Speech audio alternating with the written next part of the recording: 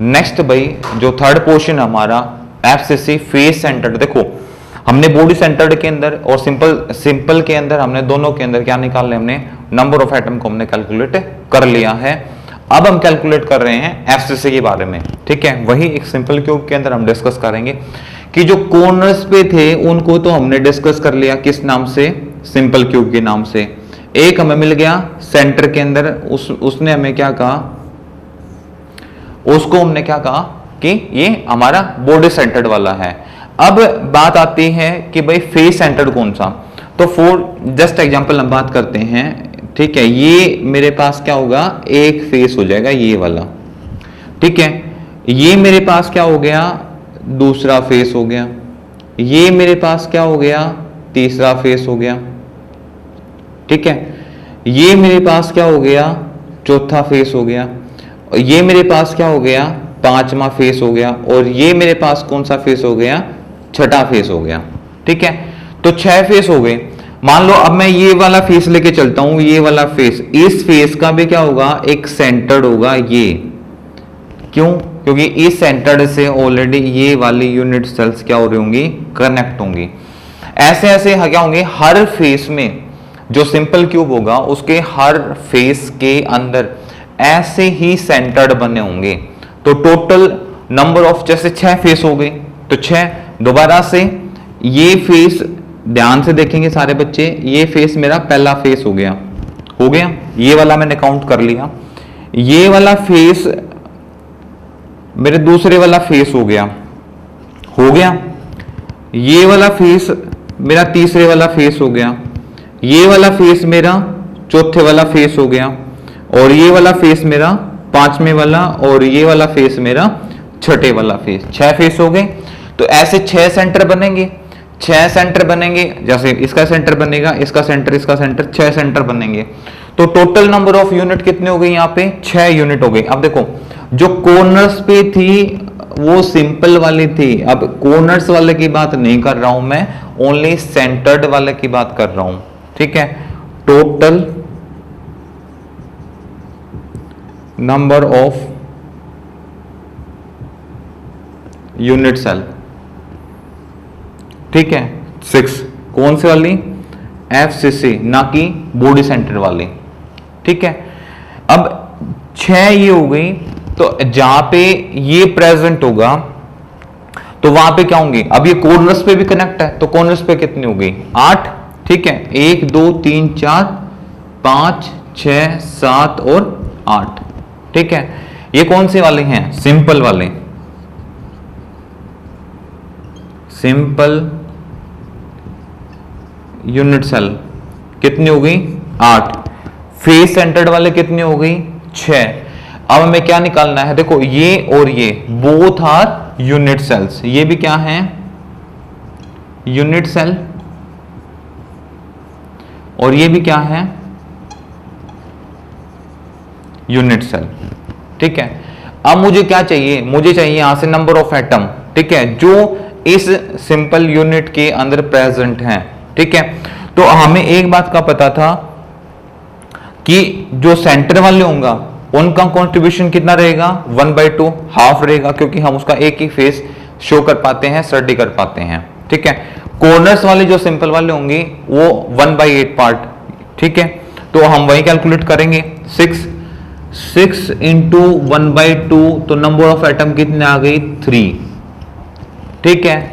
और फिर मेरे पास क्या होगा, यहां पे कितना आ गए, 3 नंबर ऑफ एटम, ठीक है।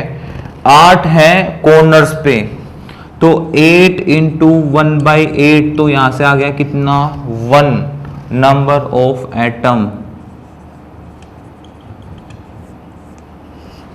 ठीक है। यहां पे कितना आ गया, 3, यहां पे कितना आ गया, 1। तो उसके बाद क्या आता है, टोटल नंबर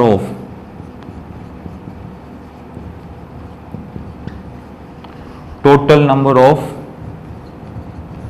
एटम कितने आ गए, 4 इन एफसीसी क्यूब, ठीक है।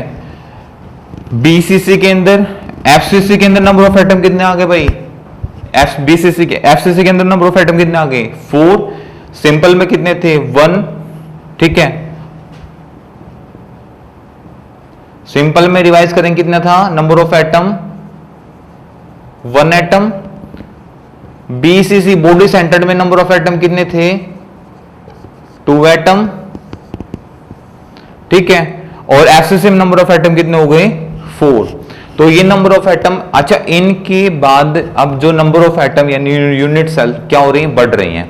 अब देखो ऐसे ऐसी 6 यूनिट सेल्स के अंदर प्रेजेंट होंगी तो क्या करेंगे, वो स्पेस ऑक्यूपाई करेंगे, ठीक है। इनको निकाल दूं तो इसका वैकेंट स्पेस और भी क्या हो जाएगा, बढ़ जाएगा। इसको जब हम पता करेंगे तो इसको हम पता करेंगे पैकिंग एफिशिएंसी कि किसके अंदर जो डिफरेंट सॉल्यूशन या डिफरेंट सॉल्वेंट हम इसके अंदर डाल सकते हैं तो कितने अमाउंट में डाल सकते हैं। अब तक जो हमने लेक्चर्स के अंदर जैसे मैंने बताया था कि हम पता करेंगे नंबर ऑफ एटम के बारे में, तो यहां से आपको पता हुआ नंबर ऑफ एटम के बारे में कि सिंपल के अंदर नंबर ऑफ एटम 1 होता है, बीसीसी के अंदर 2 होते हैं और एफसीसी के अंदर नंबर ऑफ एटम 4 होते हैं। फिर दूसरा मैंने पता किया कि इन पे इनका क्या इफेक्ट पड़ता है, तो दूसरा मेरे पास आंसर है यहां से कि जो इफेक्ट पड़ता है वो इनकी पैकिंग के स्पेस पे इफेक्ट पड़ता है। किसी में स्पेस ज्यादा होता है और किसी का स्पेस कम होता है। तो दूसरा इफेक्ट हमें वो यहां से पता चल गया कि वैकेंट स्पेस कितना होगा, तो तीनों का वैकेंट स्पेस अलग अलग होगा, वो हम कैलकुलेट करेंगे। चौथा, इससे हमें अरेंजमेंट का पता चला, तो अरेंजमेंट में हमें क्या पता चला कि भाई ये तो कॉर्नर्स पे होते हैं, बॉडी सेंटर में एक सेंटर वाला भी होता है। ये अरेंजमेंट का जो पता चला वो, और फेस सेंटर में कि एक एक उसके फेसेस पे भी नंबर ऑफ एटम यहाँ पे प्रेजेंट होते हैं।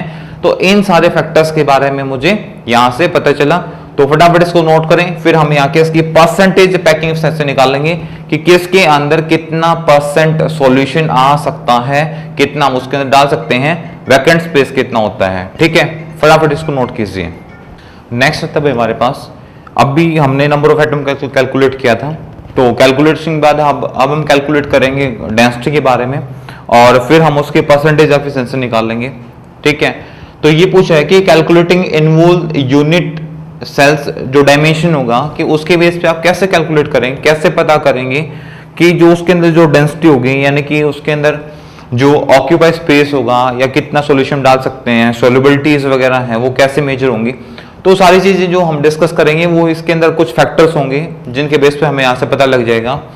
अब देखो भाई, हमने 2 चीजों के बारे में डिस्कस किया है यहाँ पे स्पेशली। सबसे पहले जो हमने डिस्कस किया, हमने फेस सेंटर को डिस्कस कर लिया, बॉडी सेंटर को डिस्कस कर लिया एंड द सिंपल क्यूब को डिस्कस कर लिया, ठीक है। और उससे पहले हमें ये भी पता है कि भाई ये वाला जो पोर्शन होता है उसका स्फेरिकल शेप क्यों होता है यूनिट सेल्स का, वो हमने ऑलरेडी बोल दिया कि ये किसका हो सकता है, ये स्फेरिकल शेप इसलिए होता है क्योंकि ये अरेंजमेंट होता है number of atom, ion and molecules का।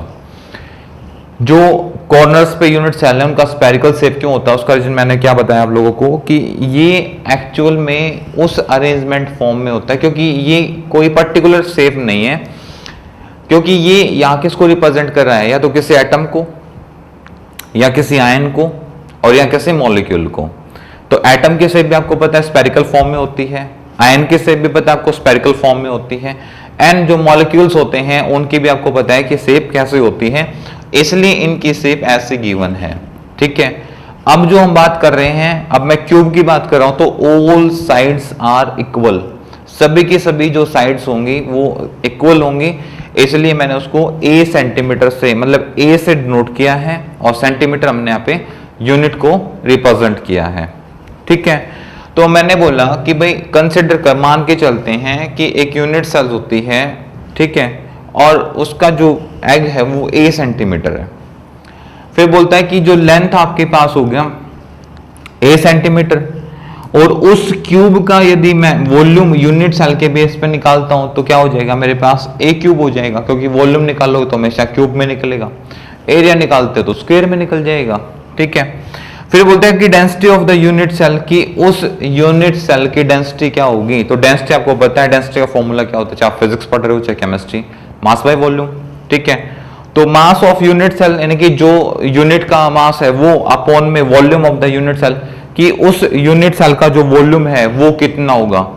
इन 2 चीजों पे मेजर करके हम क्या निकाल लेंगे, डेंसिटी ऑफ यूनिट सेल निकाल लेंगे। फिर बोलता है कि मास ऑफ यूनिट सेल कि उस यूनिट सेल का मास कैसे मेजर करोगे। ठीक है, अब देखो डेंसिटी कैसे निकालते हैं, मास बाय वॉल्यूम। ठीक है, तो mass of unit cell upon में क्या होगा, volume.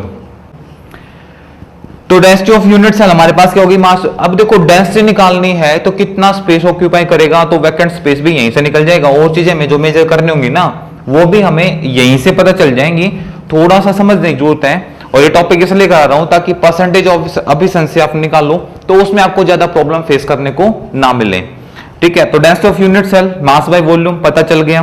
Mass of unit cell तो नंबर ऑफ एटम, ठीक है, इन द यूनिट सेल कि जितने नंबर ऑफ एटम उसमें होंगे। अब देखो नंबर ऑफ एटम ऑलरेडी मैं इससे पहले लेक्चर में ऑलरेडी कवर कर चुका हूं, एफसीसी में, बीसीसी में और सभी के अंदर। ठीक है, इनटू में mass of each atom, mass atom दिया मिलेगा तुम्हें कि किस एटम के बारे में बात कर रहा हूं, जिंक की, सोडियम की, पोटासियम की, रुबिडियम की, क्लोरीन की, जिसकी भी एनीवे जिसकी भी बात करूं 118 एलिमेंट में, वो ऑलरेडी गिवन होगा। ठीक है, तो number of atom of unit cell into में मास ऑफ ईच, मतलब जिसका मास होगा वो आपको पता है, क्योंकि एटम होगा तो उसका मास भी होगा। ठीक है, तो Z इंटू एम, यहां से हम क्या निकाल लेंगे, मास ऑफ यूनिट निकाल लेंगे। ठीक है, Z से रिप्रेजेंट किया गया यूनिट सेल्स को, वो आपके सामने है, एंड M से उसको मास यानी कि जो एटम होगा उसके मास को रिप्रेजेंट किया गया है। यहां से हमारे पास क्या है, एक फॉर्मूला निकल के आता है डेंसिटी का। ठीक है, फटाफट से इसको राइट डाउन करेंगे, इसमें कंफ्यूज नहीं होना है। यहां से हमें एक डेंसिटी का पता चलेगा। अब यहां पे दो चीजें आपने कैलकुलेट की हैं, एक तो डेंसिटी ऑफ हमने एक तो डेंसिटी निकाला है मास बाय वॉल्यूम करके, दूसरा हमने मास निकाला यूनिट सेल का, तो नंबर ऑफ एटम को हमने मास से इनटू करके, दो चीजें आ गई आपके यहां से। मास ऑफ यूनिट सेल पता चल गया, कैसे पता चला कि नंबर ऑफ एटम जितने होंगे उनको मास ऑफ एटम से हम मल्टीप्लाई कर देंगे तो हमारे पास वो आ जाएगा। और डेंसिटी आपको पता है mass of unit cell upon volume of the unit cell से आपके पास यहां से वॉल्यूम आ जाएगा। कॉपी करें, फिर कंटिन्यू करते हैं फॉर्मूले के साथ।